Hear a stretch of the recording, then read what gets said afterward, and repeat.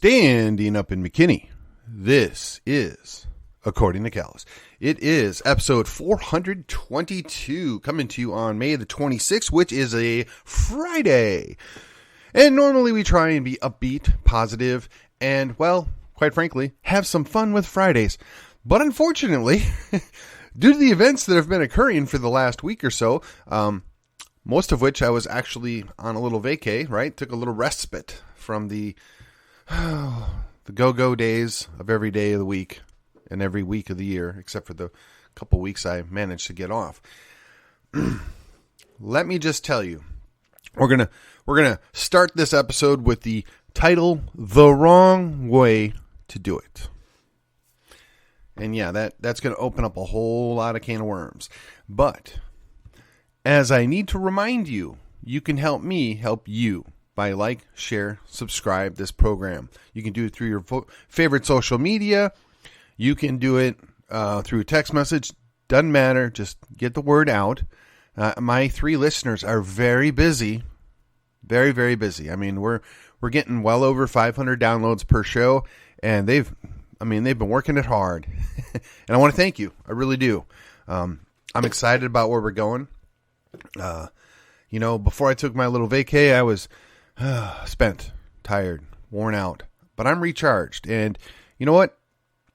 Life's not perfect, and seems like as a right of center person, you're always on defense. Well, I'm not going to continue to do that. And I never have been always on defense. And that's actually one of my biggest critiques, if you will, of our team, always being on defense.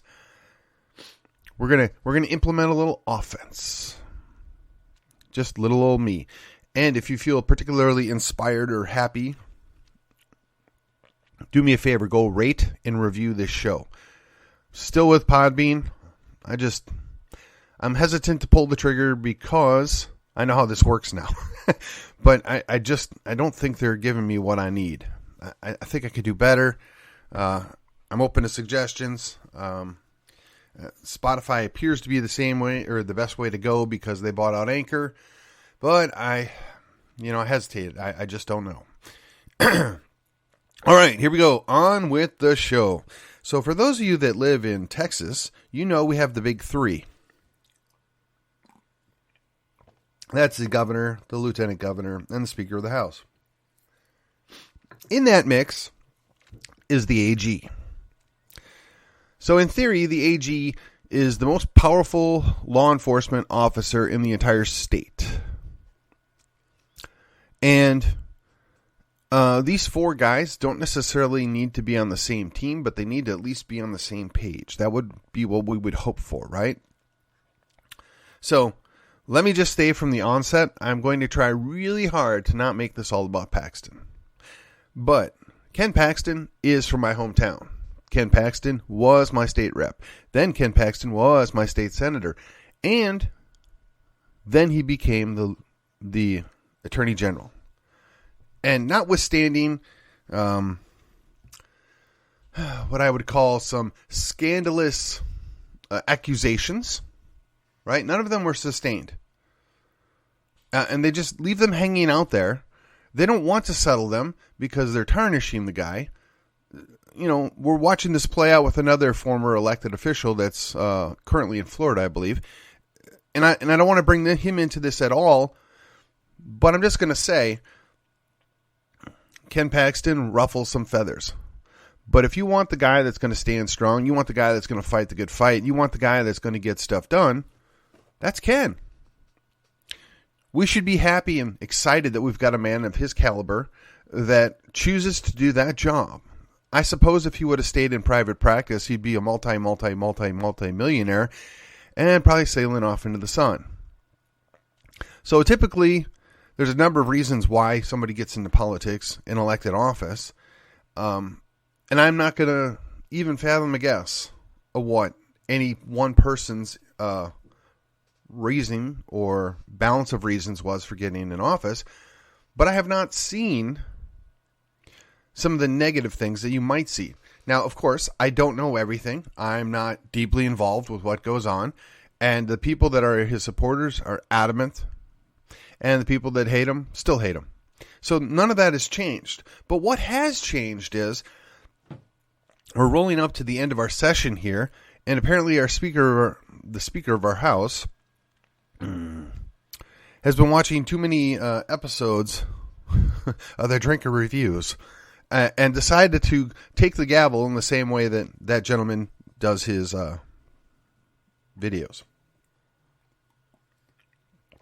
Now, I, again, wasn't there. I saw the video, or at least part of it, where he can barely speak.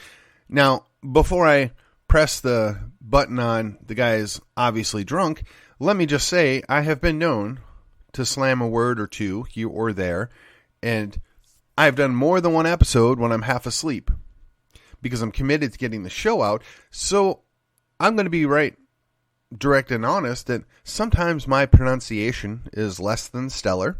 Sometimes my thought process is a little muddled. And I can assure you it's not because I've had multiple alcoholic beverages. It's usually because I'm tired or dragging or, well, life life requires you to make sacrifices, and often my body is the sacrifice. That being said, if I'm going to give the guy the benefit of the doubt, sure, it's entirely possible he was just dog tired. All right, so if you're that tired, hand over the gavel to somebody that's not that tired. It doesn't seem to be that big of a challenge, but apparently it was. So then when we factor in that happened, the first visible chess move was made.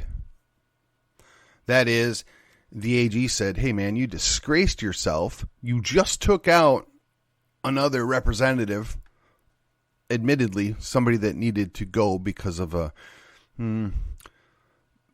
grand confluence of bad choices, and regrettably so. But you did the right thing. We removed the guy, but then for you to turn up just a few weeks later, obviously not up to the task, perhaps you should follow your own rules. That's the way I choose to interpret those events. Now, I'm going to also stay flat out. I don't know all the chess moves. I don't know all what's at play here. But best case scenario, Dade Phelan is a good man who made a mistake. Worst case scenario is Dade Phelan is a good fraud. We fooled a lot of people and messed up and got called on it, and now is doing what he needs to do to fight back. I don't know what the answer is because, again, I wasn't there.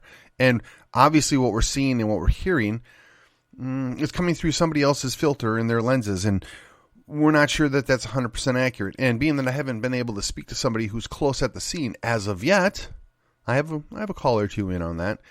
It's unclear as to what was at play here. So then, and maybe this was in play all along, the Texas House made their move. They want to try and impeach the Attorney General. Now, I've heard multiple angles on this, and to be honest, just because the law says something doesn't mean that's how it's going to be applied. I mean, the legislature gave the power to the Attorney General to investigate election fraud if the DAs weren't going to do it, and then the Texas courts decided, well, no, you can't do that. Huh? But hey, don't worry, that's what the law said. We're going to tell you something different. So, while it might say you have to have 2/3, which, again, you're going to get every Democrat to vote for an impeachment, which means that you probably only need, 25? 20 Republicans across lines? And I would imagine there's plenty of squishes that'd like to take it out on somebody else. So, they're going to go forward with this, maybe. Or it could be just a shot across the bow, a warning, if you will, to get people in line. You don't cross us. We're the people. We run this state. Okay. Meanwhile, the governor and lieutenant governor are sitting by watching this play out. Now, first of all, I'm fairly certain the lieutenant governor is probably not even going to bring that up for a quote-unquote trial in the Senate. He may not have a choice, but there's no way they're going to get 2/3 out of that Senate. I just don't see it. I mean, I could be wrong. I just don't see it. So what's the point? It's all about damaging A.G. Paxton. So, again, that begs the question, where's the governor? You know, we're being invaded, overrun by foreigners. And yes, I said it, foreigners. People that come here that have zero desire to be Texians, much less Americans. And we're doing nothing about it. Nothing legitimate, nothing active, nothing substantial is being done. Rome is literally burning, and we're shuffling the chairs on the observation deck. Well, I've kind of now mixed my metaphors now, haven't I? But the Titanic's not going down. Rome is burning, literally.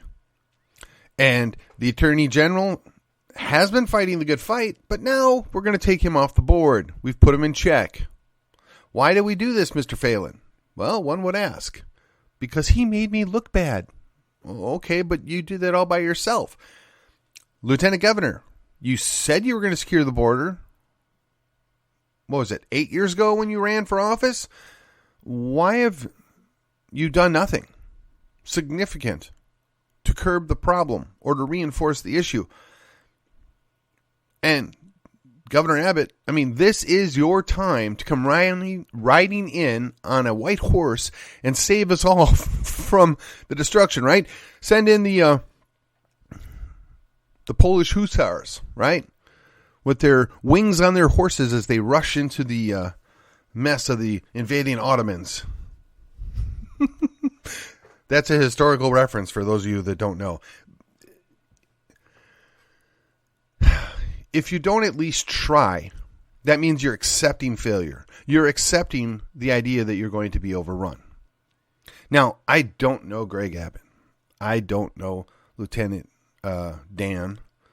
I have met Ken Paxton. And of those three guys, based upon their track record and what they've done, who would I want to lead us out of this mess? Do I even need to say it? The two guys that could and should be doing something, should be taking the lead, haven't done squat. The one guy that has the least amount of influence on border policy has been trying to fight the good fight. He's been trying to fix the problems. Now, I can hear some of my listeners out there, but what about this? What about that? What about this? What about that? Yeah, you're right. Last time I looked, he was a man. I've heard plenty of accusations over the years. I've heard, I'm not going to repeat them. It doesn't matter. There hasn't been a court case to determine that he was guilty. There hasn't been any action to prove that he's guilty. So we're not going to go there. As far as whatever alleged indiscretions may or may not have occurred, yeah, you know what? I don't know. But even if it happened, is it happening now? Is it relevant now? I don't think so. If it's happening now and it's relevant now, well, that's a different story. But again, we're dealing with an invasion, a literal invasion, and we want to worry about something that may or may not have occurred 8 years ago, 4 years ago. I mean, I guess some of these accusations are from 2 years ago, but you know what? All this was readily known, whispered, talked about, campaigned on, and we, the Texans, the Texians, we didn't care. We reelected the guy because he does a good job. Now, if you'll forgive this analogy, because it's not fair, but if you'll forgive the analogy, King David was a flawed man. King David was guilty of murder, adultery, and many other things, but God still used him, and used him to do a lot of good things for his kingdom.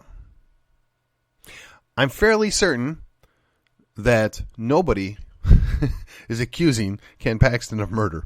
Now that I say that, I'm sure there'll be a Democrat somewhere, some hack that'll dream up some wild excuse where he would. But so if that's the case, and David wasn't disqualified from serving in that role, now he did get punished. His family got punished. There are consequences to bad behavior.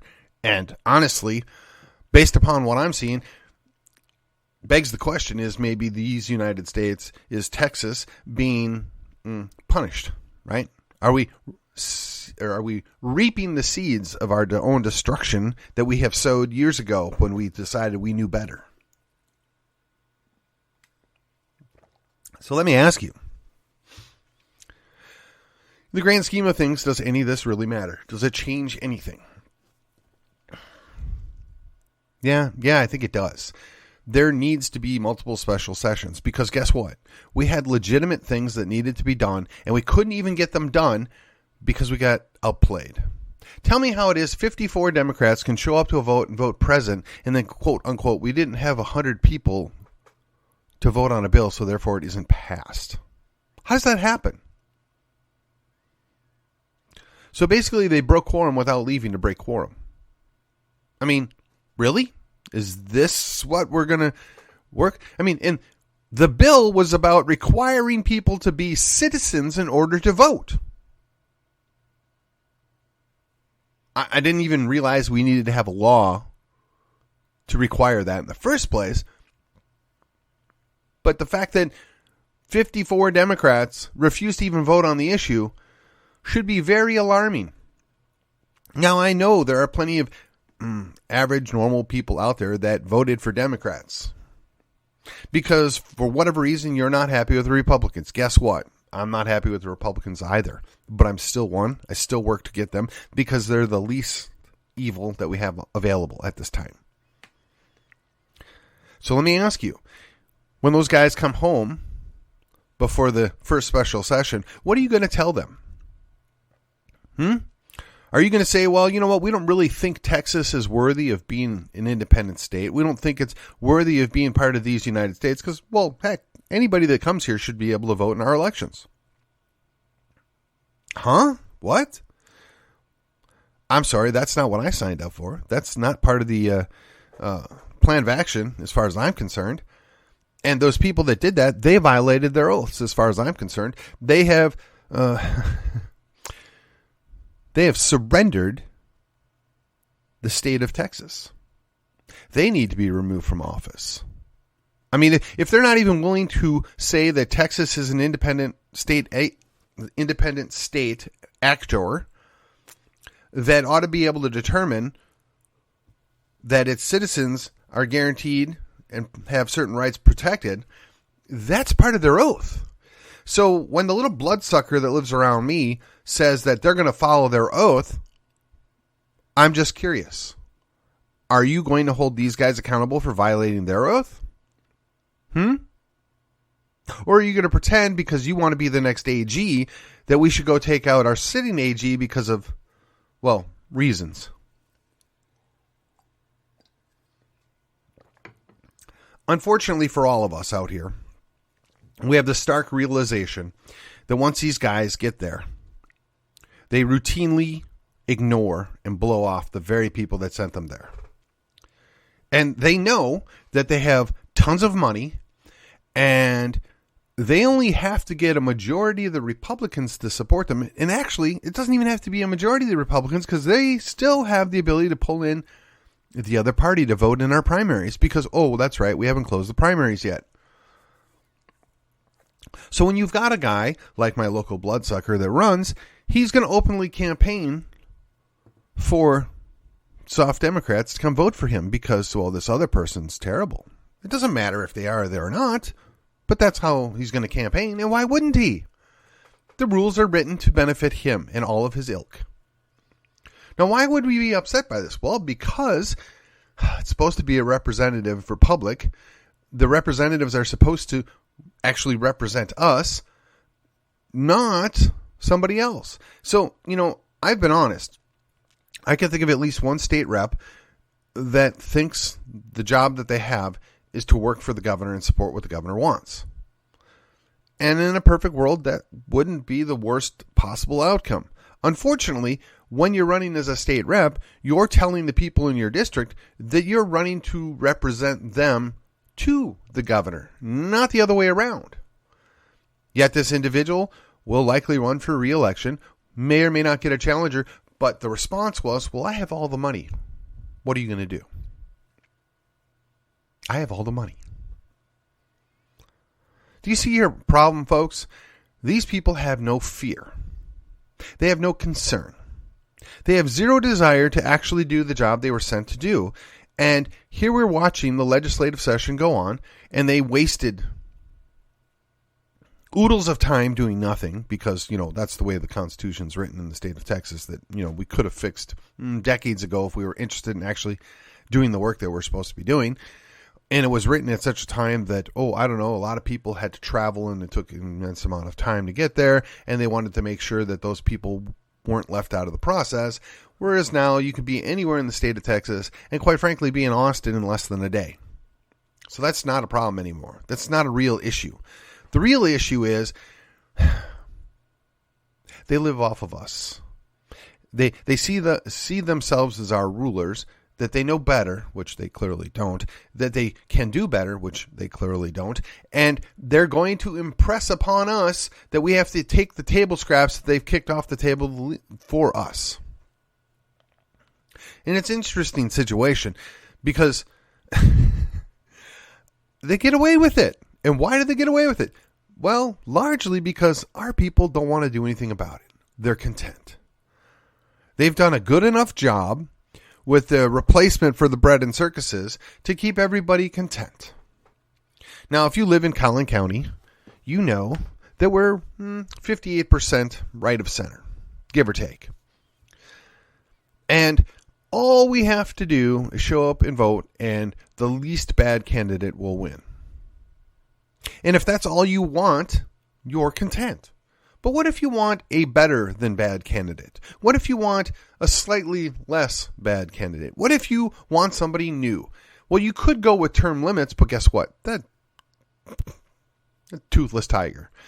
You could go with, I shouldn't say that.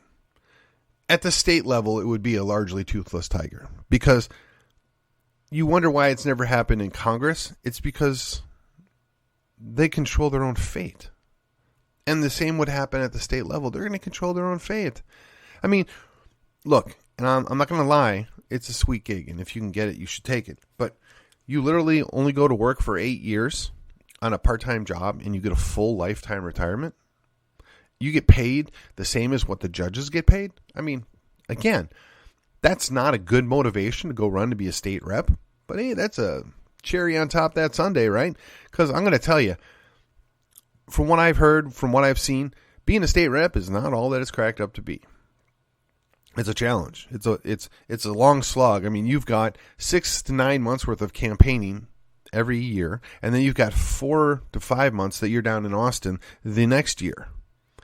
So it's really hard to have a normal family life, to have a normal job, and, function as a normal human being. But hey, don't worry. The right people get those jobs. You know what I'm saying? Yeah. It's a racket, and we're not in it. Well, we're on that topic of it being a racket. Let's surmise a couple of things here. Let's have a little aside, and then we'll get back to the primary topic. I got to say, I want to revisit this former representative.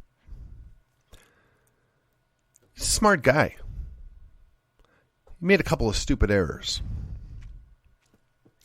But let's take a step back. Do you believe that maybe events could have been manipulated or pushed, nudged, if you will, to create a situation where it made him more susceptible to failure? Caused him to maybe not think clearly. I mean, we've seen it play out before. I mean, you're getting into the rabbit hole here, I understand, but I'm looking for an explanation. I mean, I could be wrong. I don't know. I wasn't there. I haven't talked to anybody. I don't know. But just looking from the outside in, does that really seem to be the best decision-making process in place here?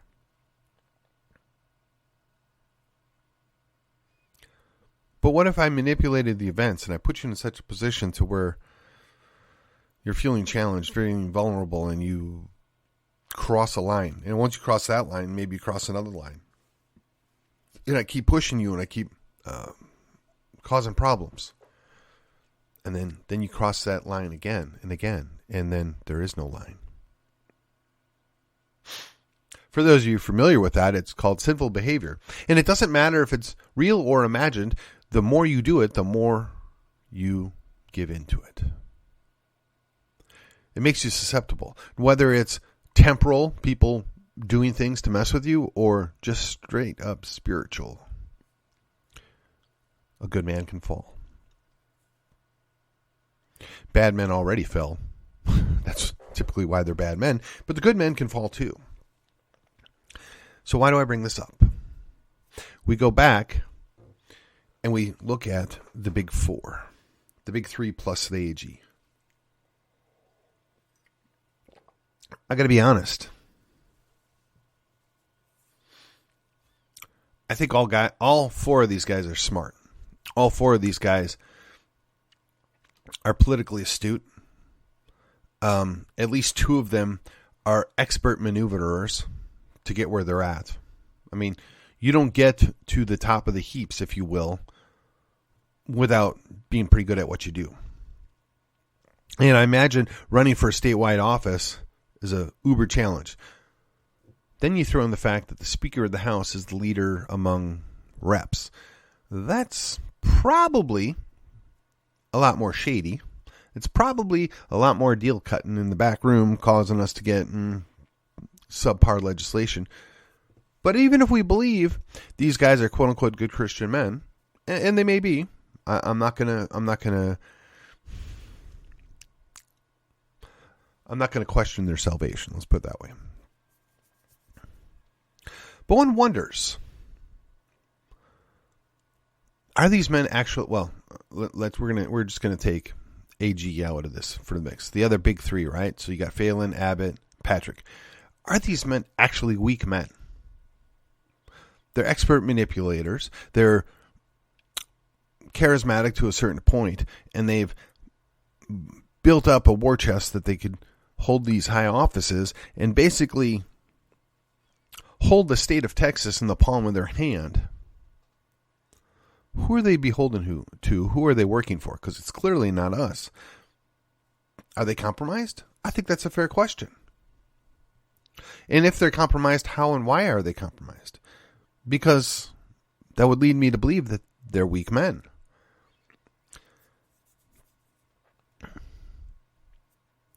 You know, that's one of the symptoms of judgment, right? You're led by women and children. But weak men basically behave like what the biblical understanding of women and children is, right? And that, look, there are plenty of solid women that are excellent leaders in the spheres that they operate in. And I can think of several that were excellent governors. So I'm not begrudging that. And part of the biggest problem is the church plays along with this. They refuse to bring up men that know how to be good leaders. They refuse to reinforce the idea of masculine leadership. Even my wife tells me she wants to be able to follow me with confidence. So I got to believe that most women actually want to follow men, but they want to be confident when they do that. And if we're not doing our job of convincing them that we're good leaders and that we know what we're doing, that failure's on us. So when I look at the leadership that we currently have in Texas, it leads me to believe that these guys are weak men. They're not interested in actually doing the job that they were hired to do. At least the job that we thought we hired them to do. I'm sure they're doing somebody's bidding. I'm sure they're working for somebody on something, But clearly it's not the Texians. Clearly it's not the Tejanos. Clearly it's not the United States Constitution. Rome is literally burning, and these knuckleheads are worried about a dude that made a series of mistakes with a 19-year-old girl. They're worried about something that allegedly happened that hasn't been proven, hasn't gone to court, by the AG, who is our strongest fighter in the entire state. And they're going to waste time on those things, but they can't do the job we sent them there to do. We can't even get the rule established or affirmed that only citizens can vote, because these knuckleheads can't lead. They refuse to lead. And when we can't get good leaders, that leads to us falling. You know, when Rome was burning, it's said that Nero played his fiddle. I don't know if that's true or not, and quite frankly, I don't care. The fact that he did nothing and he let it happen is the bigger problem. Now, Rome, after its apex, was more concerned about who was in charge, and the leaders jockeyed for position and sold each other out and killed each other just to maintain some semblance of power and authority as everything collapsed around them. I think we've seen this play out in other empires. Might that be what we're seeing now? I mean, explain Biden. I mean, for God's sakes, the state of Pennsylvania elected essentially a brain-dead individual. Oh, I should be nicer. Let's just say intelligence compromised individual. Cognitively functioning barely individual. Now, granted, his opponent was not good, but be that as it may. So, our Speaker of the House, Dave Phelan, says, no, I wasn't drunk. I was cognitively impaired.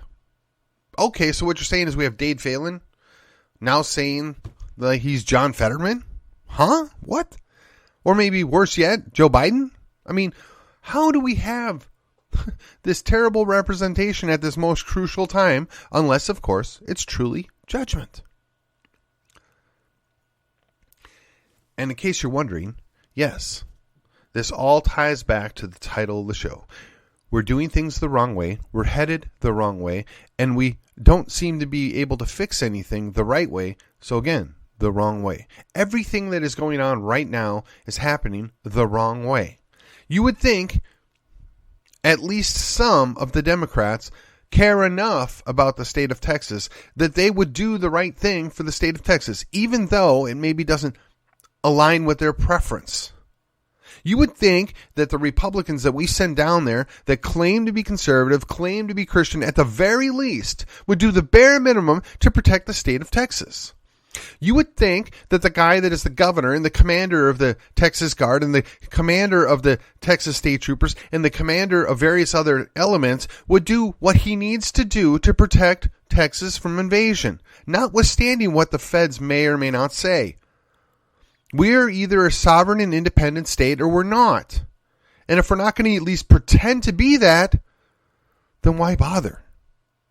This chump needs to be sent home. I mean, the biggest and the most important job that he is now failing at. Rome is burning and the governor has done nothing. We expect nothing from the drone that is in D.C. That's a given. D.C. is lost. It's enemy territory. The enemy holds that territory. It will likely never, ever be retaken in my lifetime. But we still have a foothold in Texas. Texas is the last resort. It is the American redoubt, notwithstanding what the Pacific Northwest may think. We are the last chance, the last best chance. And if we can't even maintain our state because of pathetic, weak leadership, then the guys need to be retired. Now, Greg Abbott can be a good Christian man, and he can be a loving father and grandfather and whatever else, but he is not up to the job, clearly, because he's not doing it. Lieutenant Dan, same thing. He may be all those things, but he's not doing the job, the most important job. And as for Phelan, I don't know. I understand. You got to make deals. You got to cut, whatever to maintain your power as the speaker. But we're looking at the bare minimum. The bare minimum is you hold the line at Texas. You don't let every other nation in the world dump their people here in Texas. And yes, we had the nice little political stunt where we're sending people to New York and Chicago. Okay, fine. Why not just put up the barbed wire and a couple 50 cals and hold the line? Nobody needs to be coming in the state of Texas that hasn't been invited or thoroughly vetted. And I don't trust the feds for one iota of a moment to do that job. Yet, here we go.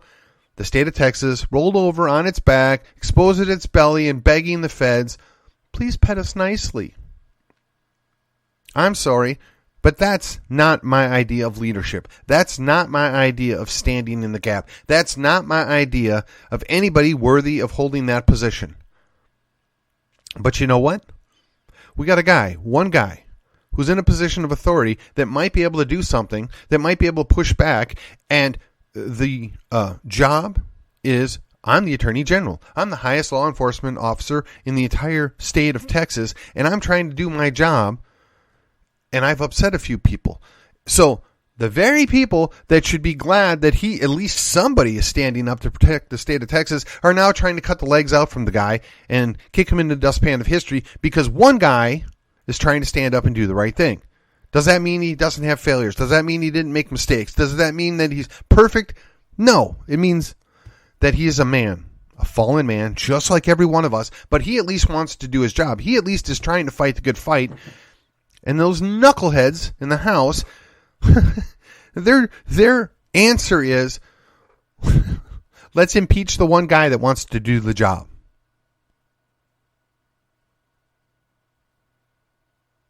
Do you see a problem here, folks? Do you not understand what's at play here? I mean, I take no joy in being amped up about this. I take no joy in seeing the dire outcome of what is likely to occur here if we do nothing. But it's time to quit being coy. It's time to quit pretending that all is well. It's not well. Calhoun County lives in a nice little isolated bubble of goodness and prosperity. And you know what? So was Byzantium or Constantinople, or so was Rome, until everything collapsed around it and it was finally sacked. Texas may be all that's left of what was once the great empire of these United States. It might be the last best shining example of what it was to be an American. But if we're not even going to bar the door, protect the city, metaphorically speaking, we don't deserve it. Now, I don't know what the best answer is. I don't know how to fix this, but I can assure you, that's what I'll say, I can assure you that taking out the one guy that's actually trying to do the job is not going to fix it. I can assure you sending the same knuckleheads back every year after every year to do little or nothing to protect the state of Texas is not going to do it. And when you ask them, and when you see them, ask them, well, did you keep your oath? I mean, you were so quick to tell us how you needed to keep your oath and follow your oath, but you let the state of Texas be overrun. You did not protect the border. You did not follow the Texas Constitution. You do not follow the U.S. Constitution because you've capitulated. And don't give me any BS about you didn't have the numbers. We have a strong majority. Even if there's a bunch of weak sisters that have ours after the name, we have the majority. We need to act like it. We need to quit pretending that it's kumbaya time. It's war. Yeah, maybe it's soft war. Maybe it's unconventional war. Maybe it's low-intensity warfare, right? Maybe that's a better example of what it actually is, low-intensity warfare. But it's still war. And if you won't at least put your boots and your gear on and carry your sword and your shield, metaphorically speaking here, you're going to die. Now, again, this is not my normal Friday episode. This does not make me happy. I don't want to talk like this. I don't enjoy this. I don't find anything exciting about what is going on. I just want you to understand what's at play. I just need you to know that we can do something. We need to be putting the pressure on the people that need to be pressured. Let's get at it.